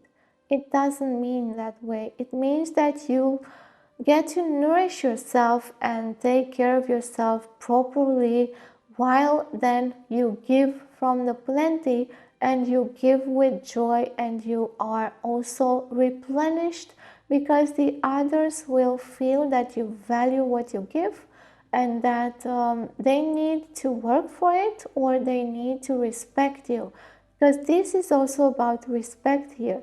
By forgiving that you're human and that you have your desires, you get to respect yourself and have more confidence in your actions, have more confidence in what you do in your life every single day. without shaming yourself so much because you don't have a saint expression or divine expression in a way that you judge that to be divine. So there's so much charge here and heaviness, just as I saw in the beginning. And sleepiness. That sleepiness is because it's really difficult to get into this. It is such a deep subconscious level that you may get sleepy when trying to work with this. You may get sleepy because, as I said in the beginning here, shame was fighting me. And shame will be relentless. It will never stop fighting with you. It will never stop shaming you. So here, once you get enough of it, you just say, I don't care anymore about shame. It's just a release like that. And you just change your focus. I'm not listening to this anymore. I've had enough. It's enough. It's enough. And you're not going to put that voice up on the pedestal for you because somehow we think that this voice comes from a divine figure or from an authority of some kind, and that's not true. And it's not a beneficial authority in any kind of way. So by taking off the pedestal of shame, you just take off that, you see it. You start to see it. Wait a minute, I have put this shame on my pedestal thinking that this aspect, this voice knows more, that it is so perfect and saintly and divine that it has the right to say anything to shame me and make me feel like nothing. And once you see that, you just destroy the pedestal. And when you do that, you will hear how much it will fight you. It will fight you because you are destroying its powerful energy. That pedestal was sustaining this shame and this type of unforgiving attitude towards the self. And when you get to destroy that pedestal, you will see that shame just tries to hide because it's just so tiny and small. It doesn't have your energy anymore. It doesn't have so much attention anymore. And it feels what it really is. A humiliating, very little, tiny stance that crawls on the earth, that has no power to lift itself up, that is so ridiculous when you see it, that you don't have to listen to it anymore. And then you realize you are open to forgiveness, whether divine or human, whether self-forgiveness. You start to be open to that, and it becomes available to you in the form or shape that you wish for it. And here, after that, you get to be more confident in who you are because you no longer diminish yourself so much, and you no longer think that you need to be extremely purified and perfect in the way that you think that, in the way that this voice of shame taught you that you should be. So this has been the reading for you, pile 6. I hope you open to it and receive it with gratitude.